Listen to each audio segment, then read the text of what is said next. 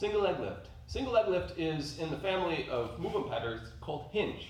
And hinge refers to bending at the hips rather than bending at the back, or squatting up and down.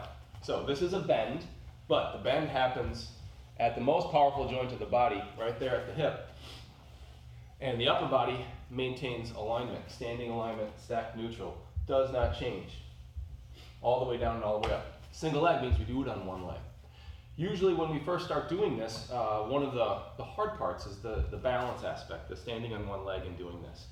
If that is the case, if you're mostly challenged by the balance and not by the strength of the movement, then I invite you to use a finger slide on the wall, which just means I'm going to put fingers on the wall or a post, something solid next to you, and use that additional touch point as a means of holding your line and being able to slowly descend and ascend in the movement.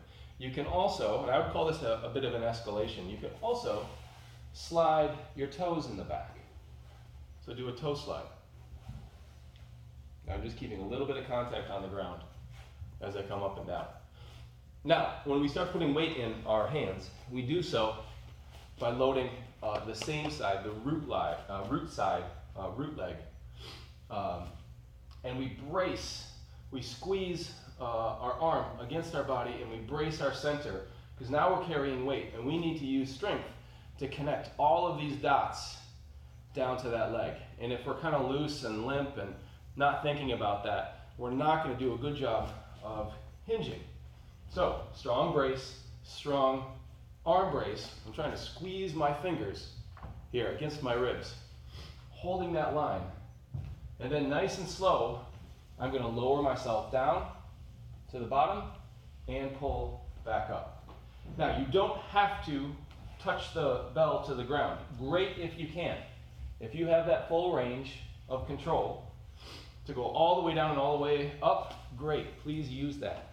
If you don't, go down as deep as you can without breaking spine line. You might be limited by hamstring range, and that's fine. Don't make that the issue. Again, stacked tall, squeezing, bracing my arm against my body, strong center, and then where I'm aiming for is just on the outside of my foot.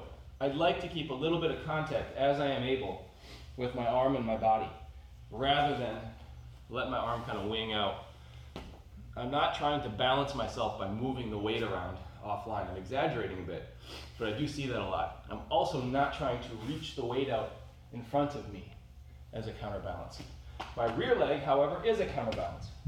My rear leg is just like a squirrel tail or a dinosaur tail, so I am reaching that back to counterbalance the front of my body. That leg can be straight and long, that's my preference. It can also be slightly bent. Whatever feels good for you is the right thing. Doesn't matter the way that leg looks. This leg is doing all of the work. So again, strong center. I prefer to start these from the top. And so pick the weights up with both legs and then engage slow negative down and then pulling back up. Again, trying to avoid that drop and pop, drop and pop. This is not a useful fast exercise. This is a slow is strong exercise. We're bracing, we're holding a lot of inner strength, strength inside, stability strength, holding the lines as we change shape, not trying to force faster shapes through the movement. The negative is where a lot of the therapeutic value of any lift is. And this one in particular has a lot of therapeutic value. So please focus as much on that downward, the negative or eccentric portion of the movement as the upward or concentric portion of the movement. We do call these the silent killers. So don't be afraid if you feel some good hammy engagement.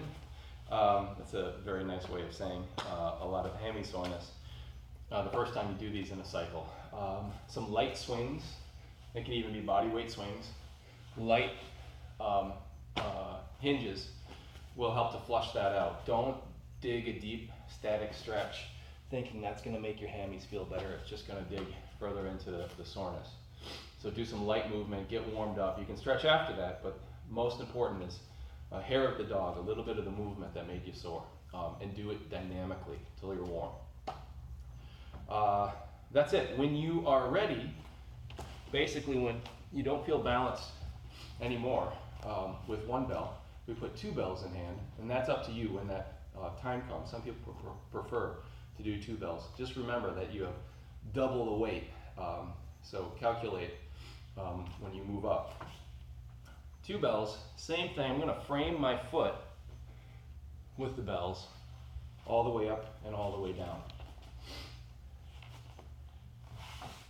Strong abs all the way down, all the way up. Notice too that I'm finishing the stand. I am not going until my leg is straight.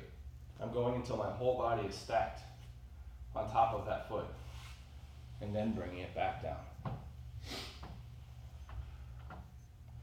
If balance really gets at you, this is a good one too to use hardwood floor. That might give you a little bit more stability, so just step off the mats. Enjoy the Silent Killers.